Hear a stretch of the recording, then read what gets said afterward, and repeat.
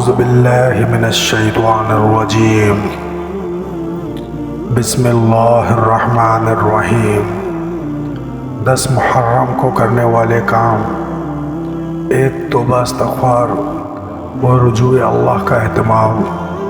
نبی کرم صلی اللہ علیہ وسلم نے ارشاد فرمایا، محرم اللہ کا مہینہ ہے، اس میں ایک دن 10 محرم ایسا ہے جس میں اللہ نے ایک قوم بنی اسرائیل کی توبہ قبول فرمائی تھی، اور اس دن اللہ دوسری قوموں کی بھی توبہ قبول فرمائے گا۔ نمبر 2. روزہ رکھنا۔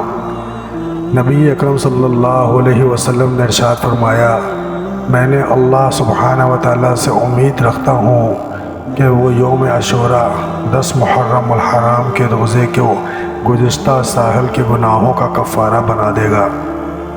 نمبر 3. اہل و عیال پہ خرچ کرنا۔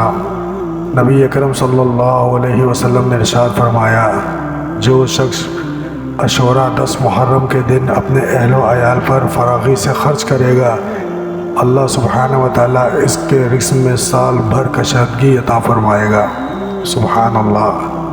ناظرین کرام، امید کرتا ہوں آج کی ویڈیو آپ کو بے حد پسند آئی ہوگی، اور اللہ تعالیٰ ان سب باتوں پر عمل کرنے کی توفیق عطا فرمائے۔ ویڈیو کو زیادہ سے زیادہ شیئر کریں صدقے کی نیت سے۔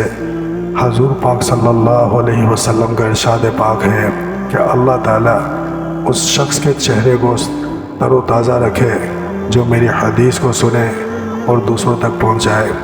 اللہ تعالیٰ سے دعا ہے اللہ پاک ہمیں عمل کرنے کی توفیق عطا فرمائے اور اس پیغام کو زیادہ سے زیادہ لوگوں تک پہنچائیں۔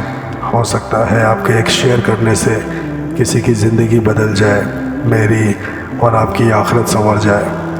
اللہ تعالیٰ ہم سب کا حامی و ناصر ہو، آمین یا رب العالمین۔